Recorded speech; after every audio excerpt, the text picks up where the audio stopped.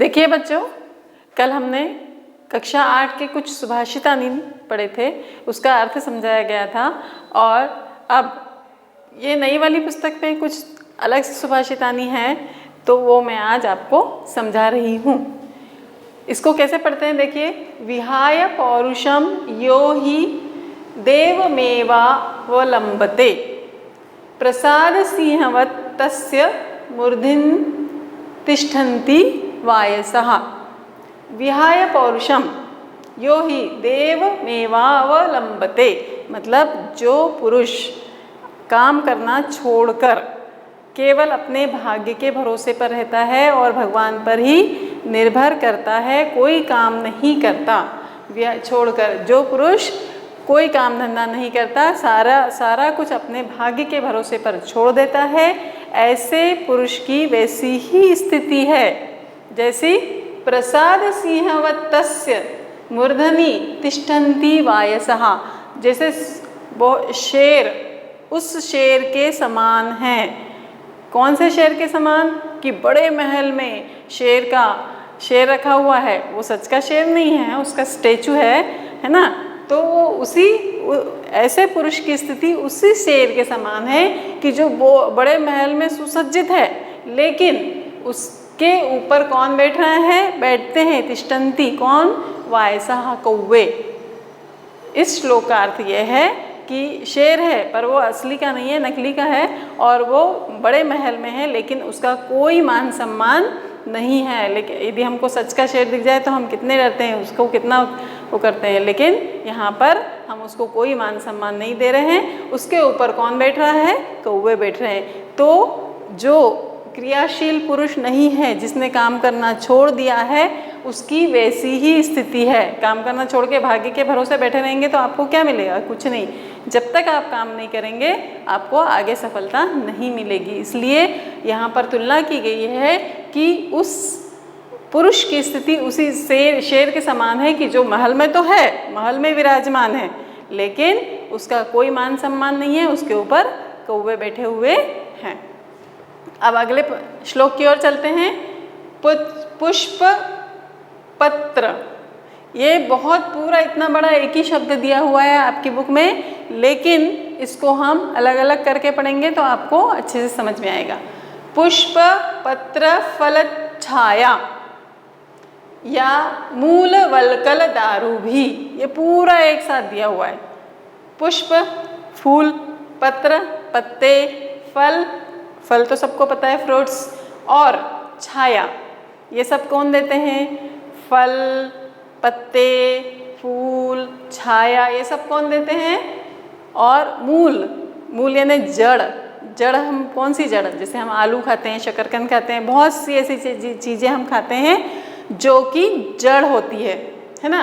वलकल यानी उसकी छाल, लकड़ियाँ, और छाल, वलकल यानी छाल, और दारू भी यानी उसकी लकड़ियाँ। तो पेड़ हमको फल, फूल, छाया, उसके मूल, जड़ में जो रहता है वो, और उसकी लकड़ी, उसकी छाल से दवाई बनती है, और लकड़ियाँ, ये सब देते हैं।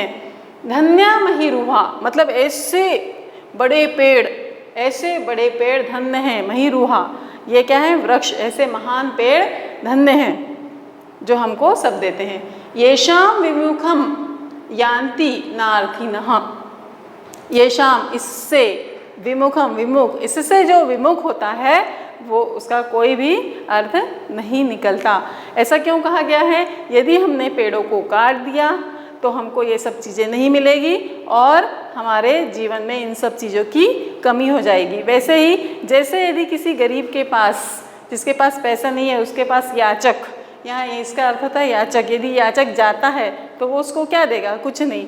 इसी प्रकार हमने पेड़ से सब कुछ ले लिया और नए पेड़ नहीं लगाए और हम पेड़ों के पास मांगने चले गए तो वो हमको कुछ भी नहीं दे सकते। इसलिए हमें पेड़ों को सुरक्षा करनी चाहिए, पेड़ों को लगाना चाहिए। अब अगले श्लोक की ओर चलते हैं। चिंतनीया ही विपदाम आदावेव प्रतिक्रिया न कूपखनम युक्तम प्रदीप्ते वहिना ग्रहे।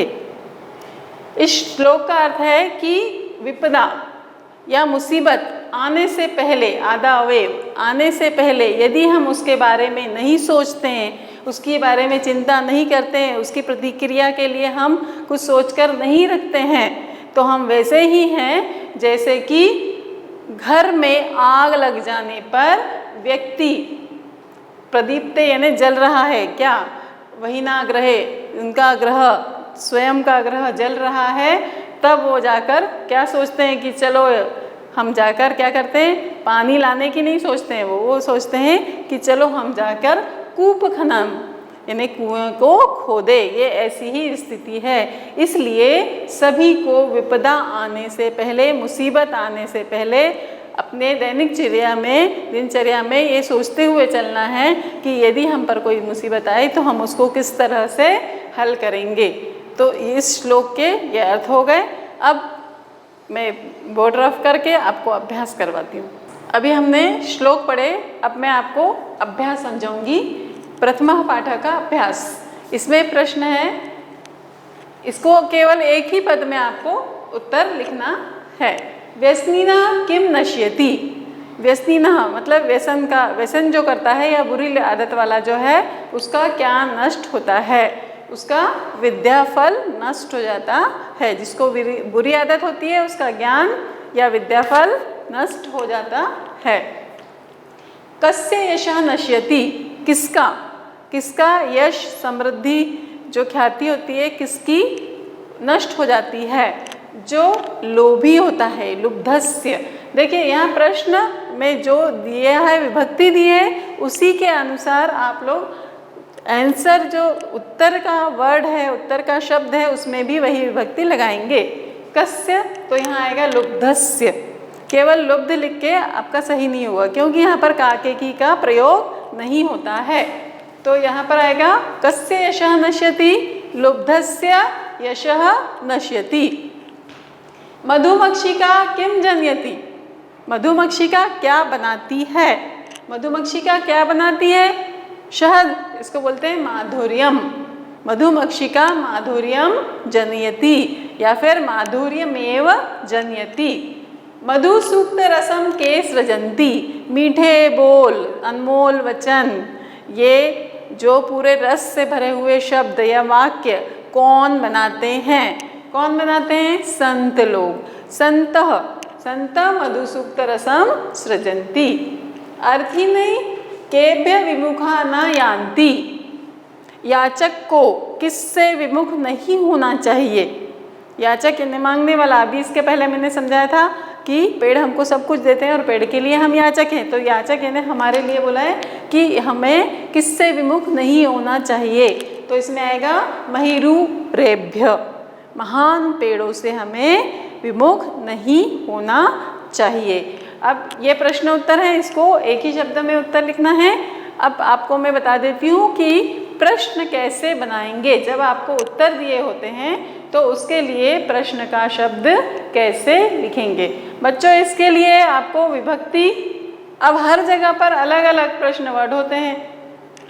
इंग्लिश में तो आपको समझ में आते हैं, लेकिन संस्कृत में मुश्किल होता है। इसके लिए आपको विभक्ति पता होना चाहिए। और यहाँ पर अलग अलग क्यों होते हैं, क्योंकि यहाँ पर तीनों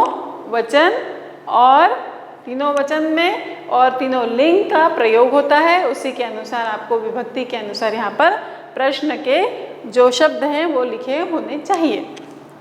पहला प्रश्न है, पहला उत्तर दिया हुआ है, उसके लिए हमको प्रश्न बनाना है। गुणः गुणगेषु गुणः भवन्ति। ये तो सबको पता है कि गुण जो होते हैं गुणी लोगों के पास ही रहते हैं, तो वो गुण होते हैं। पर यहाँ पर प्रश्न क्या आएगा, हम पूछेंगे किसके पास, के। अब गुणः क्या है, बहुवचन है, और कौन सा है, पुल्लिंग है, तो इसमें आएगा के। फिर नद्यः, ये स्त्रीलिंग है, तो नद्यः का स्त्रीलिंग बहुवचन का। नद्यः सुस्वादुतोया भवन्ति, नदी का पानी या नदी बहुत ही अच्छे मीठे जल वाली होती है। तो यहाँ पर पूछेंगे कौन, तो कहाँ आएगा। फिर लुब्धस्य यशः नश्यति, लोभी का यश नष्ट हो जाता है, तो हम पूछ रहे हैं किसका, तो ये सप्तमी कस्य यशः नश्यति। मधुमक्षिका, फिर यहाँ पर ये स्त्रीलिंग आ गया, तो ये एक वचन है मधुमक्खी, तो यहाँ पर आएगा का माधुर्यमेव जनयति, कौन शहद बनाता है। तस्य मूर्धनि तिष्ठन्ति वायसः, है ना, उसके स्टेचू पे या उसकी मूर्ति पर कौवे बैठते हैं। तो किसकी मूर्ति पर? मूर्धनि, है ना, ठीक है। तो क्या आएगा इसमें? कुत्र। कहाँ बैठते हैं? कहाँ बैठते हैं? तो मूर्ति पर। तो क्या आएगा इसमें? कुत्र या कस्मिन, ये दोनों ही इसमें आ सकते हैं। इस प्रकार आपका ये प्रथमा पाठ पूर्ण हुआ।